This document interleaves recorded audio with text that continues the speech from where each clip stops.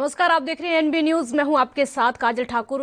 राजधानी लाइव में सबसे पहले देश की राजधानी दिल्ली की खबर आपको बताएंगे। भारत में कोरोना संक्रमण से हालात लगातार खराब होते जा रहे हैं। कोरोना की दूसरी लहर में हर दिन केस रिकॉर्ड तोड़ रहे हैं। दिल्ली में भी कोरोना वायरस से हालात खराब हो चुके हैं और वहीं वैक्सीनेशन को लेकर दिल्ली के सीएम अरविंद केजरीवाल ने प्रधानमंत्री नरेंद्र मोदी को खत लिखा है। सीएम केजरीवाल ने पीएम मोदी को जो चिट्ठी लिखी है उसमें कोरोना की दूसरी लहर को बहुत ज्यादा घातक बताया है और साथ ही ये भी कहा है कि दूसरी लहर बहुत घातक साबित हो रही है।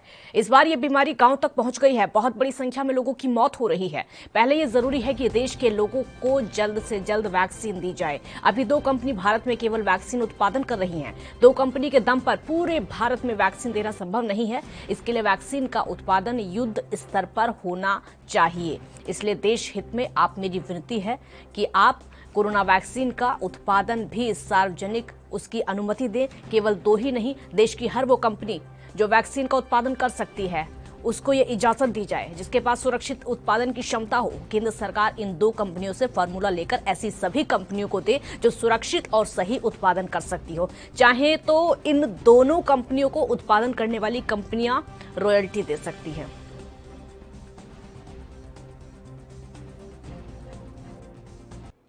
लेकिन एक बड़ी समस्या आ रही है और वो है वैक्सीन की कमी की। दिल्ली में हमारे पास अब केवल कुछ दिन के वैक्सीन बचा है और ये समस्या देशव्यापी है। पूरे देश में इस वक्त वैक्सीन की भारी कमी हो रही है। कुछ राज्य तो ऐसे हैं जहां वैक्सीन न होने के कारण अभी तक वैक्सीनेशन शायद शुरू भी नहीं हो पाया। वैक्सीन की कमी देश के सामने इस वक्त बहुत बड़ी चुनौती बन गई है। आज केवल 2 कंपनियां वैक्सीन बना रही हैं। ये दोनों मिलके महीने में केवल 6-7 करोड़ वैक्सीन बनाती हैं। तो इस तरह तो हम देश के हर व्यक्ति को वैक्सीन लगाने में हमें 2 साल से ज्यादा टाइम लग जाएगा। तब तक तो कोविड की पता नहीं कितनी लहरें आ जाएंगी, कितनी बर्बादी हो जाएगी। इसलिए जरूरी है कि हम भारत में वैक्सीन का उत्पादन युद्ध स्तर पर बढ़ाएं और देश के हर नागरिक को अगले कुछ महीने में वैक्सीन लगाने की राष्ट्रीय योजना बनाएं। जब तक हर भारतीय को वैक्सीन नहीं लगती तब तक ये जंग जीती नहीं जा सकती। मैं आज एक सुझाव देना चाहता हूं। वैक्सीन बनाने का काम केवल 2 कंपनियां ना करें, कई कंपनियों को वैक्सीन बनाने में लगाया जाए। केंद्र सरकार इन दोनों कंपनियों से वैक्सीन बनाने का फार्मूला ले ले और उन सभी कंपनियों को दे दे जो सुरक्षित तरीके से वैक्सीन बना सकती हैं। ऐसे कठिन समय में केंद्र सरकार के पास पावर है कि वो ये कर सकती है। वैक्सीन बनाने का फार्मूला सार्वजनिक करके उन कंपनियों को दे सकती है जो वैक्सीन बनाना चाहती हैं और ये सुनिश्चित किया जाए कि भारत में जो भी प्लांट वैक्सीन बनाने में सक्षम है उन सब में वैक्सीन का उत्पादन होना चाहिए। और हर भारतवासी को यही एक तरीका है जिसके द्वारा हम जल्दी से जल्दी सभी भारतीयों को वैक्सीन लगा पाएंगे।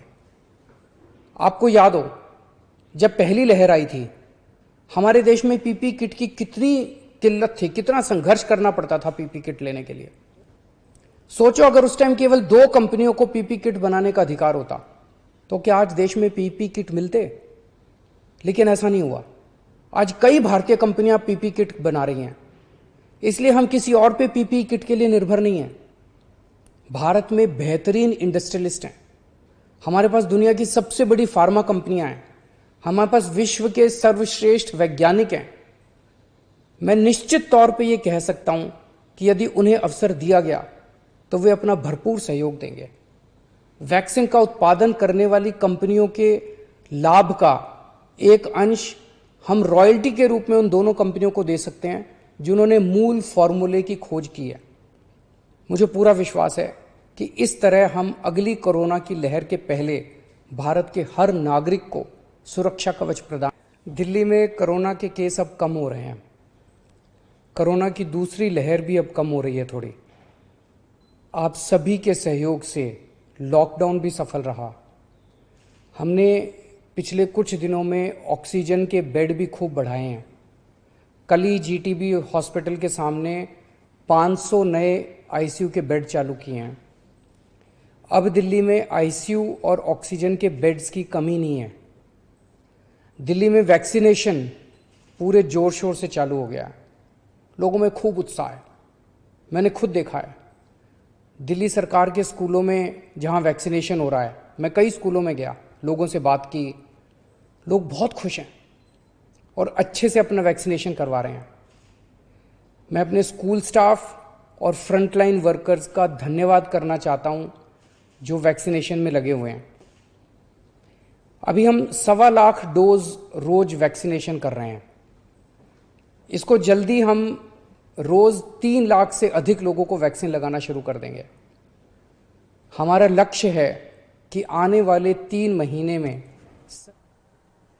और इस खबर पर ज्यादा जानकारी के लिए हमारे साथ संवाददाता राजीव तिवारी दिल्ली से लाइव जुड़ चुके हैं। राजीव, वैक्सीन को लेकर इस समय मारामारी दिल्ली में बहुत ज्यादा हो रही है। अब तक सिर्फ हम देख रहे थे कोरोना को लेकर कितनी ज्यादा जद्दोजहद लोगों को करनी पड़ रही थी, इलाज के लिए अस्पतालों में जगह नहीं मिल रही थी, लेकिन अब सरकार ही परेशान है क्योंकि वैक्सीन खत्म हो चुकी है। देखिए, बिल्कुल सही कहा आपने। यहाँ पर एक चीज समझनी होगी, जिस तरीके से लगातार वैक्सीन को लेकर जितनी सबसे ज्यादा दिक्कतें आ रही थी, क्योंकि इसके अंदर कालाबाजारी भी की जा रही थी और अस्पतालों के अंदर वैक्सीन नहीं मिल रही थी, और जिन चुनिंदा मेडिकल स्टोरों पर जो वैक्सीन थी वो भी कहीं ना कहीं उसमें भी कालाबाजारी की जा रही थी, क्योंकि उनके तरफ से भी कहा जा रहा था कि स्टॉक नहीं है। मगर वही बात करें जिस तरीके से वैक्सीन की, यानी कि वैक्सीन के टीकाकरण देने की, तो वो कहीं ना कहीं अब दिल्ली सरकार ने स्पष्ट कर दिया कि उनके पास वैक्सीन नहीं है। मगर उसके लेकर ही प्रधानमंत्री मोदी जी को अरविंद केजरीवाल की तरफ से एक पत्र लिखा गया, जिसके अंदर कहा गया है कि वैक्सीन जो है वो 2 कंपनियों के द्वारा ही पूरे देश के अंदर वैक्सीन नहीं दी जा सकती, और लगातार कहीं ना कहीं उसका उत्पाद भी बढ़ाना होगा और ज्यादा कंपनियों को भी इसका फॉर्मूला देना होगा। चाहे तो वो और कंपनियों से रियलिटी ये जरूर ले सकते हैं, मगर लगातार कहीं ना कहीं कोशिश जरूर की जानी चाहिए कि जिस तरीके से वैक्सीन का जो टीकाकरण है वो काफी स्लो स्पीड में, यानी कि पूरे देश के अंदर इस लहर के अंदर टीकाकरण देना बहुत ज्यादा मुश्किल है, और उसी को लेकर कहीं ना कहीं दिक्कतें भी आ रही हैं। मगर जिस तरीके से लगातार दिल्ली सरकार कह रही है कि हम बच्चों तक का टीका देना चाहते हैं, और लगातार इसी दौर के अंदर, यानी कि मई के या जून के महीने के अंदर ही बच्चों तक टीका पहुंचाना चाहते हैं, मगर अभी तक जिस तरीके से वैक्सीन जो है वो केंद्र सरकार की तरफ से जितनी दी जा रही है वो कहीं ना कहीं प्रॉपर नहीं है, और लगातार उसमें कमी देखने को मिल रही है, क्योंकि दिल्ली सरकार ने खुद स्पष्ट कर दिया है कि वैक्सीन जो है उनके पास खत्म हो चुकी है और कहीं ना कहीं वैक्सीन अब केंद्र सरकार देगी। मगर जिस तरीके से 2 कंपनियों के द्वारा ही पूरे भारत के अंदर वैक्सीन देने की प्रक्रिया अपनाई जा रही है, उससे साफ जाहिर कहीं ना कहीं दिक्कतें जरूर आएंगी। मगर जिस तरीके से दिल्ली अरविंद केजरीवाल ने कहा कि 2 कंपनियों को नहीं बल्कि ये फॉर्मूला और कंपनियों को भी देना चाहिए, ताकि जो कंपनियां इसका प्रोडक्ट बना सकती हैं या फिर इसको उत्पादन कर सकती हैं, जिनके पास इतनी क्षमता है, जो वर्कर भी हैं और एम्प्लॉय भी हैं, ताकि वैक्सीन को है ज्यादा से ज्यादा बना सके और ज्यादा से ज्यादा खुले बाजार के अंदर उतारा जा सके। मगर अभी तक वैक्सीन जो है वो खुले बाजार में नहीं है, और जिसकी वजह से अभी तक दिक्कतें आ रही हैं। जी, एक ब्रेक के लिए यहाँ पर रुकेंगे, छोटा सा ब्रेक यहाँ पर लेते हैं, जल्द हाजिर होंगे।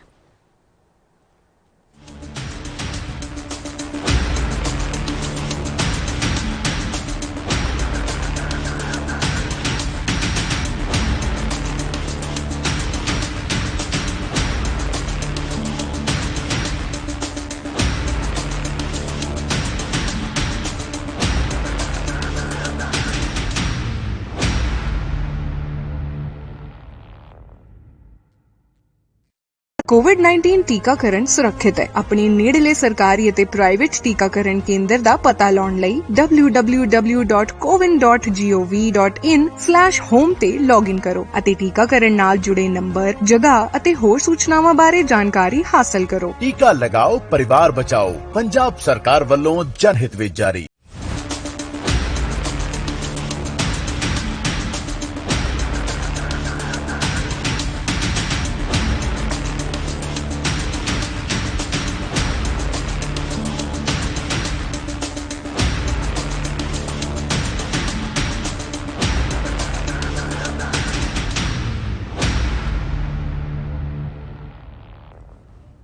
ब्रेक के बाद एक बार फिर स्वागत है आपका। तो देश की राजधानी दिल्ली में इस समय जो लड़ाई हो रही है वो वैक्सीन को लेकर हो रही है, क्योंकि वैक्सीन वहां पर बची नहीं है। सिर्फ 1 या 2 दिन की वैक्सीन बची, जिसके चलते दिल्ली सरकार बार बार केंद्र सरकार से वैक्सीन की मांग कर रही है, लेकिन वैक्सीन अभी तक मिल नहीं पा रही है। राजीव हमारे साथ लगातार दिल्ली से इस समय बने हुए हैं। राजीव, वैक्सीन की मांग एक तरफ है, लेकिन अस्पतालों में जो हालात हैं वो एक तरफ है। ऑक्सीजन की दिक्कत भी अभी पूरी तरीके से खत्म नहीं हुई है, वो भी लगातार बनी हुई है। केंद्र सरकार से मांग की जा रही है, लेकिन उतनी मात्रा में ना तो ऑक्सीजन मिल पा रही है और ना ही वैक्सीन मिल पा रही है। तो लग कहीं ना कहीं ये रहा है कि केंद्र सरकार भी फेल है सुविधाएं देने में। देखिए बिल्कुल सही कहा आपने। यहाँ पर एक चीज समझ में होगी, जिस तरीके से केंद्र सरकार से बार बार अपील की जा रही है कि यहाँ तक कि हाई कोर्ट ने भी कहा कि केंद्र सरकार जो है राज्य सरकारों को यानी कि दिल्ली को पर्याप्त मात्रा के अंदर ऑक्सीजन मुहैया कराए। यानी कि 700 मैट्रिक टन की जो डिमांड की गई थी वो 700 मैट्रिक टन ऑक्सीजन बिल्कुल मिलनी चाहिए। दिल्ली के अस्पतालों से भी यही जायजा लिया गया था हाईकोर्ट ने, और हाईकोर्ट ने स्पष्ट किया था कि केंद्र सरकार रोज का यानी कि हर 24 घंटे के अंदर उनको 700 मैट्रिक टन ऑक्सीजन दी जाए। मगर अभी तक ऑक्सीजन की किल्लत है, अस्पतालों के अंदर बहुत ज्यादा दिक्कतें हैं। लगातार कहा जा रहा था कि ऑक्सीजन नहीं मिल पा रही है। सिर्फ एक दिन के लिए ही 730 मैट्रिक टन ऑक्सीजन दी गई थी। मगर कहीं ना कहीं ऑक्सीजन और वैक्सीन को लेकर जरूर यहाँ पर दिल्ली सरकार और केंद्र सरकार के बीच में लड़ाई चल रही है, और जिसकी वजह से कहीं ना कहीं एक दूसरे के ऊपर आरोप प्रत्यारोप भी लगाए जा रहे हैं। मगर लगातार जिस तरीके से आरोप प्रत्यारोप लगाए जा रहे हैं उससे कहीं ना कहीं जनता को जरूर नुकसान हो रहा है, क्योंकि जिस तरीके से अस्पतालों के अंदर मरीजों की संख्या बढ़ रही है और कहीं ना कहीं दिक्कतें आ रही है, तो कहीं ना कहीं ये जरूर है कि दिल्ली सरकार और केंद्र सरकार के बीच में तालमेल नहीं है, जिसका कहीं ना कहीं खामियाजा जनता को भुगतना पड़ रहा है। मगर इसी तरीके की अगर ये लड़ाई चलती रही, यानी केंद्र सरकार और दिल्ली सरकार के बीच में लड़ाई चलती रही, तो उसका खामियाजा आने वाले दिनों के अंदर और ज्यादा जनता को भुगतना पड़ सकता है। जी बहुत शुक्रिया राजीव इस पूरी जानकारी के लिए। तो दिल्ली में हालात ऐसे हो चुके हैं कि अब सिर्फ और सिर्फ वैक्सीन की जरूरत है, क्योंकि 18+ लोगों के लिए जो कहा था उनको वैक्सीन ठीक से मिल नहीं पा रही है, क्योंकि दिल्ली में वैक्सीन बची नहीं है। अब दिक्कतें और ज्यादा लगातार बढ़ती चली जा रही हैं। राजधानी लाइव में दूसरी बड़ी खबर आपको बताते हैं, क्योंकि मुंबई के पॉश इलाके के पब और बार में ड्रग्स की सप्लाई करने वाले ड्रग्स पेडलर और डीजे शाहरुख की तलाश में एनसीबी लगातार छापेमारी अभियान चलाए हुए है, क्योंकि शाहरुख सिर्फ दिखावे के लिए पबों में डीजे बजाता है, जबकि उसकी आड़ में ड्रग्स की सप्लाई करता है। एनसीबी के ज्वाइंट डायरेक्टर समीर वानखेड़े ने बताया कि उसको गिरफ्तार करने के लिए लगातार छापेमारी की जा रही है। छापेमारी के दौरान उसके घर से बड़ी मात्रा में ड्रग्स भी बरामद किए गए हैं, लेकिन एनसीबी की टीम के पहुंचने से पहले ही वो अपने घर से फरार हो गया था। एनसीबी के आला अधिकारियों से मिली जानकारी के मुताबिक ड्रग्स पेडलर शाहरुख मुंबई के अंधेरी, लोखंडवाला, मरोल और सांता क्रूज इलाके में हाई प्रोफाइल पब और बार में ड्रग्स की सप्लाई करता था। वो सांता क्रूज इलाके में ही रहता है और एक पब में डीजे भी बजाता है। एनसीबी ने उसके सांता क्रूज इलाके में घर पर छापेमारी की। इस दौरान बड़ी मात्रा में कोकेन, एमडी और ब्लड टेबलेट्स बरामद किए गए, लेकिन छापेमारी की भनक उसे पहले ही लग गई और वह फरार होने में कामयाब हो गया। जानकारी के मुताबिक इस डीजे और ड्रग्स पेडलर शाहरुख के बारे में सुराग एनसीबी को कुछ ड्रग्स पेडलरों से पूछताछ के बाद मिला, जिसके बाद एनसीबी ने उसके घर पर छापेमारी की। एनसीबी ये भी पता लगाने में जुटी हुई है कि शाहरुख किन किन पबों और बार में ड्रग्स की सप्लाई करता था और कौन कौन से लोग उसके संपर्क में थे।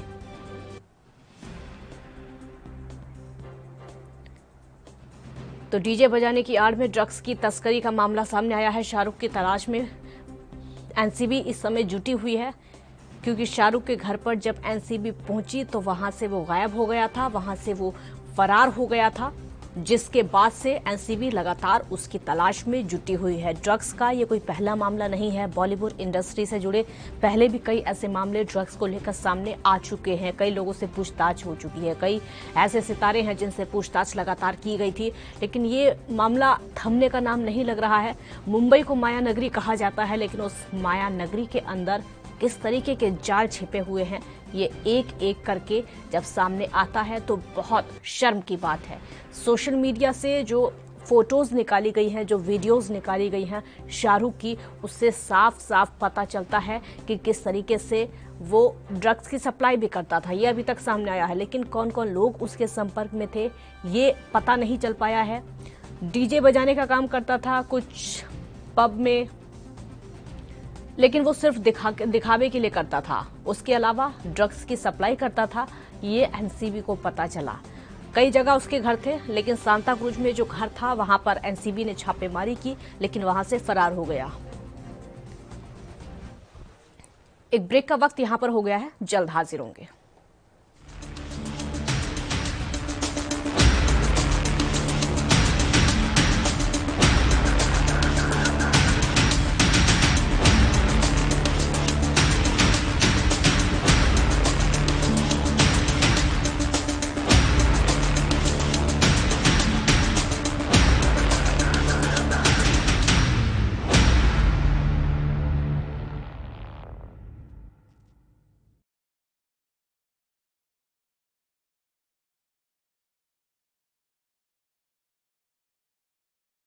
गुरु तेग बहादुर ਦਿੱਲੀ ਵਿਖੇ ਸਥਿਤ ਹੈ 9ਵੇਂ ਪਾਤਸ਼ਾਹ ਸ਼੍ਰੀ ਗੁਰੂ ਤੇਗ ਬਹਾਦਰ ਸਾਹਿਬ ਜੀ ਦੀ ਅਡੋਲਤਾ ਦਾ ਪ੍ਰਤੀਕ ਗੁਰਦੁਆਰਾ ਸੀਸਗੰਜ ਸਾਹਿਬ। ਸਤਿਗੁਰੂ ਤੇਗ ਬਹਾਦਰ ਪਾਤਸ਼ਾਹ ਮਹਾਰਾਜ ਨੂੰ ਔਰੰਗਜ਼ੇਬ ਦੇ ਹੁਕਮ ਦੇ ਨਾਲ ਜਲਾਲੂਦੀਨ ਨੇ ਤਲਵਾਰ ਦਾ ਵਾਰ ਕੀਤਾ ਅਤੇ ਸਤਿਗੁਰੂ ਪਾਤਸ਼ਾਹ ਮਹਾਰਾਜ ਸ਼ਹੀਦ ਹੋਏ, ਜਿੱਥੇ ਅੱਜ ਕੱਲ੍ਹ ਗੁਰਦੁਆਰਾ ਸ਼ੀਸ਼ਗੰਜ ਸੁਸ਼ੋਭਿਤ ਹੈ। ਸਤਿਗੁਰੂ ਪਾਤਸ਼ਾਹ ਮਹਾਰਾਜ ਦੀ ਪਵਿੱਤਰ ਯਾਦ ਵਿੱਚ ਇਤਿਹਾਸਕ ਸਥਾਨ ਦਿੱਲੀ ਵਿਖੇ ਹੀ ਸਥਿਤ ਹੈ ਗੁਰੂ ਸਾਹਿਬ ਜੀ ਦੇ ਜੀਵਨ ਦੀ ਗਾਥਾ ਬਿਆਨ ਕਰਦਾ ਗੁਰਦੁਆਰਾ ਰਕਾਬਗੰਜ ਸਾਹਿਬ। ਲੱਖੀ ਸਾਹਿਬ ਵਣਜਾਰੇ ਨੇ ਸਤਿਗੁਰੂ ਪਾਤਸ਼ਾਹ ਮਹਾਰਾਜ ਜੀ ਦੇ ਪਵਿੱਤਰ ਧੜ ਨੂੰ ਆਪਣੇ ਘਰ ਜੋ ਅੱਜ ਕੱਲ੍ਹ ਗੁਰਦੁਆਰਾ ਰਕਾਬਗੰਜ ਸਾਹਿਬ ਸੁਸ਼ੋਭਿਤ ਹੈ, ਨਵੇਂ ਪਾਤਸ਼ਾਹ ਮਹਾਰਾਜ ਜੀ ਦਾ ਧੜ ਦਾ ਬੜੇ ਹੀ ਸਨਮਾਨ ਸਤਿਕਾਰ ਦੇ ਨਾਲ ਸੰਸਕਾਰ ਕਰ ਦਿੱਤਾ।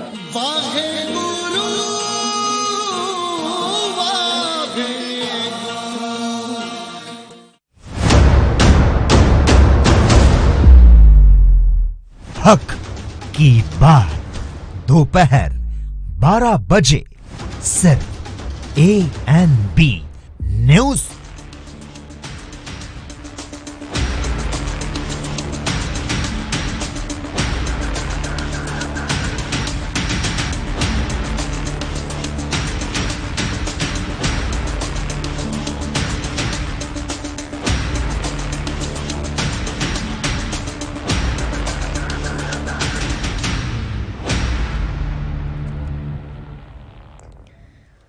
ब्रेक के बाद एक बार फिर स्वागत है आपका। तो मुंबई का ये पूरा मामला है जहां पर ड्रग्स के मामले थमने का नाम नहीं ले रहे हैं। ड्रग्स को लेकर लगातार एनसीबी की जो छापेमारी है वो देखने को मिल रही है। डीजे बजाने की आड़ में एक शाहरुख नाम का शख्स जो कि सप्लाई करता था ड्रग्स की, जब एनसीबी को इस बात का पता चला तो उसके बाद जांच शुरू की गई। शाहरुख के घर पर छापेमारी की गई, लेकिन शाहरुख को पहले ही भनक लग गई थी और वहां से गायब हो गया। सत्यप्रकाश सोनी संवाददाता हमारे साथ मुंबई से फोन लाइन पर इस समय जुड़ चुके हैं। सत्यप्रकाश, शाहरुख की तलाश में इस समय एनसीबी जुटी हुई है, लेकिन शाहरुख गायब हो गया। जी काजल, देखिए जिस तरह से एनसीबी को लगातार एक के बाद एक बड़े ड्रग्स पेडलरों की तलाश थी, ऐसे में एक बार फिर से एनसीबी का एक इनपुट मिला था कि डीजे शाहरुख नाम का एक शख्स जो मुंबई के सांताक्रूज इलाके में रहता है वो काफी दिनों से गायब है। हालांकि ये इनपुट जो है एक ड्रग्स पेडलर के आधार पर ही मिला था। सोमवार देर रात एनसीबी ने उसके घर पे छापेमारी की थी। हालांकि इसकी भनक जो है डीजे शाहरुख को लग गई थी, लिहाजा वो भाग गया था। लेकिन एनसीबी ने जिस तरह से उसके घर से कोकीन ड्रग्स और एमडी ड्रग्स बरामद किया है वो कहीं तो चौंकाने वाले मामले हैं। इसको लेकर एनसीबी लगातार तलाश कर रही है। दूसरी अहम बातें हैं, जो डीजे शाहरुख है वो कई मुंबई के बड़े फौज इलाके, चाहे अंधेरी रोकनवाला कहा जाए या फिर मरोल नाका कहा जाए या फिर अन्य इलाका कहा जाए, वहाँ जो है बतौर पब और बारों में जो है डीजे बजाने का काम करता था। इसकी आड़ में जो है ड्रग्स तस्करी को अंजाम देता था। ये कहा जा रहा है कि वो डीजे सिर्फ और सिर्फ दिखावे के लिए बजाता था, उसकी आड़ में कई ऐसे दूर दूर के तार हैं जो कि उससे जुड़े हुए हैं। कैसे इस बात का पता चला, लेकिन अभी तक स्पष्ट नहीं हो पाया है। ठीक है, देखिए जिस तरह से मुंबई बॉलीवुड इंडस्ट्री में, फिल्म इंडस्ट्री में लगातार जो है ड्रग्स का जाल फैला हुआ है। ड्रग्स की कारोबारी जो होती है मुंबई के बॉलीवुड इंडस्ट्री से ही होती है। इसकी जानकारी खुद एनसीबी ने कई बार दिया है। ऐसे में मुंबई के जो फौज इलाके हैं, वहाँ जो पब रहते हैं या बार रहते हैं, वहाँ पे यही सितारे जो है पब और बारों में जाया करते थे। जाहिर तौर पर इनको सप्लाई करने के लिए डीजे शाहरुख जो है उसी बार में जो है ड्रग्स सप्लाई करता था और डीजे बजाता था।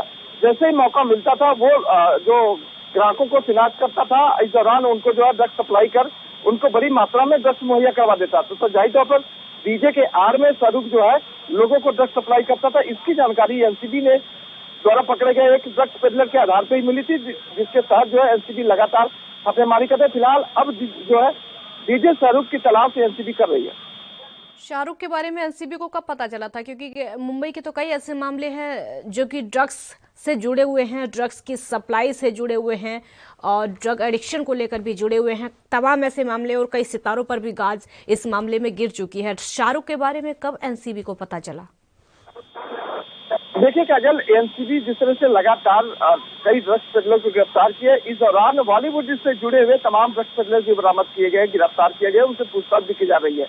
इसी आधार पर जो है डीजे शाहरुख की जो शिनाख्त हुई थी, जानकारी मिली थी, कि वो जोगेश्वरी इलाके में या फिर लोखंडवाला इलाके में या फिर सांता क्रूज इलाके में बड़े बड़े जो पब है वहाँ डीजे बजाता है और उसी के आड़ में जो है ड्रग्स का कारोबार करता है, इस तरह की जानकारी मिली थी।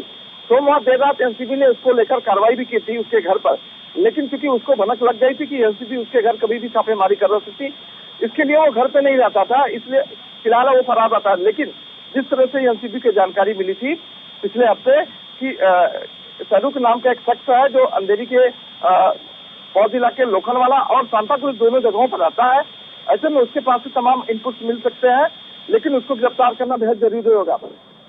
मुंबई का जोनल डायरेक्टर समीर वानखड़े ने जानकारी देते हुए बताया है कि अब एनसीबी को तलाश उस डीजे शाहरुख की है जिसके पास से तमाम अहम सबूत और तमाम तरह की जो है जानकारियां मिल सकती है। जी सत्य प्रकाश, कई ऐसी फोटोज हैं जो कि सोशल मीडिया पर शाहरुख की देखने को मिल रही है। सोशल मीडिया पर साफ तौर पर दिखाई जा रहा है, जिस तरीके से हुक्के की तस्वीरें हैं या फिर उसके बाद में ड्रिंक करते हुए तस्वीरें सामने आई। इससे तो पता ये चलता है कि शायद एनसीबी और लेट हो चुकी है, ये जांच और ज्यादा पहले होनी चाहिए थी, क्योंकि फोटोज तो बहुत पहले से, इंस्टाग्राम की जो फोटोज हैं शाहरुख की वो भी हम लगातार दिखा रहे हैं। जय काजल, देखिए सोशल मीडिया का जमाना है, लोग इस तरह की तस्वीरें अपने आप को फ्रेम करने के लिए भी लगाते हैं। इस तरह की जानकारियां जो है एनसीबी को पहले मिली थी, लेकिन क्योंकि प्रॉपर इनपुट नहीं मिल पा रहा था, इसलिए एनसीबी जो है कार्रवाई नहीं कर रही थी। अब एनसीबी जो है बड़ी एजेंसी है, इस तरह की कार्रवाई जो है एनसीबी नहीं करती है जब तक एनसीबी के हाथ या तो पूछताछ दस्तावेज न मिल जाए या फिर तमाम जानकारियां नहीं मिल जाए। लेकिन जिस तरह से कई ड्रग्स पेडलर ने जो है डीजे शाहरुख के बारे में जानकारी दी थी, उसके बाद जो है एनसीबी जो है शिकंजा कसना शुरू किया। फिलहाल जो है अब एनसीबी को पूरी मुस्तैदी के साथ जो है डीजे शाहरुख की तलाश है। सत्य प्रकाश, बहुत शुक्रिया आपका इस पूरी जानकारी के लिए। तो पब और बार में डीजे बजाता है शाहरुख, जिसकी तलाश में एनसीबी इस समय जुटी हुई है। उसके घर पर छापेमारी की गई, लेकिन शाहरुख वहां से गायब हो गया, क्योंकि आरोप यह है कि शाहरुख सिर्फ डीजे नाम के लिए बजाता था, दिखावे के लिए उसकी आड़ में ड्रग्स की सप्लाई करता था। राजधानी लाइव में अब चंडीगढ़ की खबर आपको बताते हैं। पंजाब के मुख्यमंत्री कैप्टन अमरिंदर सिंह को वित्त विभाग को निर्देश दे दिए गए हैं कि महाराजा भूपिंदर सिंह पंजाब खेल यूनिवर्सिटी पटियाला कैंपस के पहले पड़ाव के निर्माण के लिए मंजूरी की 60 करोड़ रुपए की राशि तुरंत जारी की जाए। उन्होंने वित्त विभाग को इस प्रतिष्ठित संस्था के लिए इस साल के बजट में ऐलानी राशि बढ़ाने के लिए भी कहा है। यूनिवर्सिटी के लिए अलॉट किए गए 15 करोड़ रुपए बहुत कम हैं। राज्य की पहली खेल यूनिवर्सिटी की प्रगति की वर्चुअल समीक्षा करते हुए मुख्यमंत्री ने लोक निर्माण मंत्री विजय इंदर सिंगला को भी कहा कि कैंपस के निर्माण के लिए एक चीफ इंजीनियर की ड्यूटी लगाते हुए उसे किसी अच्छे बाहरी कंसल्टेंट के साथ विचार विमर्श करके प्रोजेक्ट को तेजी से मुकम्मल करना यकीनी बनाया जाए।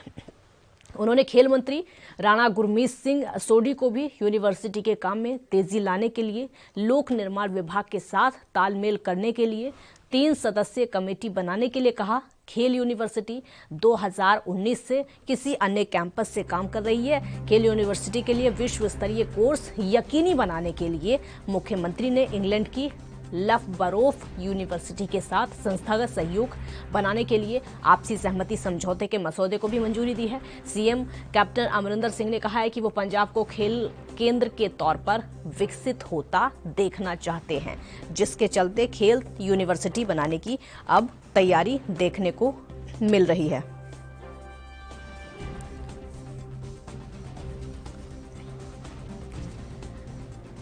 जगतार सिंह भुल्लर सहयोगी इस समय हमारे साथ फोन लाइन पर ज्यादा जानकारी के लिए जुड़ चुके हैं। जगतार जी, खेल यूनिवर्सिटी बनाने की तैयारी हो रही है और सीएम चाहते हैं कि एक खेल के तौर पर विकसित होता हुआ देखें पंजाब को।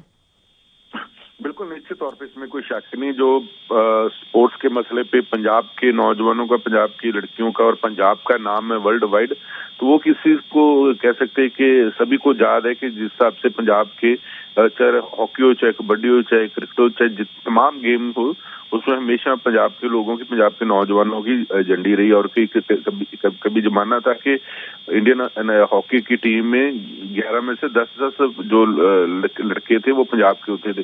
तो उसी को ध्यान में रखते हुए वो फिर दोबारा पंजाब के खेलों में जो दिन वो वापस लौट आए, उसको लेकर ही पटियाला में पंजाब सरकार की तरफ से एक स्पोर्ट्स यूनिवर्सिटी का उद्घाटन रखा गया था और पटियाला में उसको चालू भी हो चुकी है, लेकिन उसकी और एक्सटेंशन के लिए, एक्सपेंड के लिए और मजबूती के लिए कल ही मुख्यमंत्री कैप्टन अमरिंदर सिंह ने 60 करोड़ रुपये जारी किए। ये कैप्टन अमरिंदर सिंह और ये यूनिवर्सिटी महाराजा भूपिंदर सिंह पंजाब खेड यूनिवर्सिटी पटियाला में, और उन्हें अपने पिता के नाम पे इस यूनिवर्सिटी का नाम रखा था, क्योंकि भूपिंदर सिंह भी जो महाराज थे वो भी खेलों के काफी शौकीन थे। तो ऐसे में कल ही पंजाब सरकार की तरफ से ये 60 करोड़ रुपए जारी की गई और ये राज्य की पहली खेल यूनिवर्सिटी है और उसकी प्रगति के लिए, डेवलपमेंट के लिए कल कैप्टन अमरिंदर सिंह की तरफ से 60 करोड़ रुपए जारी किए गए। और इस यूनिवर्सिटी के जो वाइस चांसलर है उनकी भी जो सरकार की तरफ से नियुक्ति की गई थी, तो वो एक लेफ्टिनेंट जनरल रिटायर्ड है JS चीमा, वो ही यूनिवर्सिटी की कह सकते कि वाइस चांसलर है। तो ऐसे में सरकार की मंशा और जो मकसद है कि आने वाले समय में ये यूनिवर्सिटी के माध्यम से पंजाब के जो लड़के और लड़कियां अपना जो नाम है वो पंजाब का नाम है वो विश्व स्तर पे रोशन करे। जी, पूरी जानकारी के लिए तो बजट का अलॉटमेंट बढ़ाने के भी निर्देश दे दिए गए हैं ताकि पंजाब को एक खेल केंद्र के तौर पर विकसित किया जा सके, जिसकी तैयारी शुरू हो चुकी है। राजधानी लाइव में फिलहाल इतना ही। आप देखते रहिए ANB न्यूज। नमस्कार।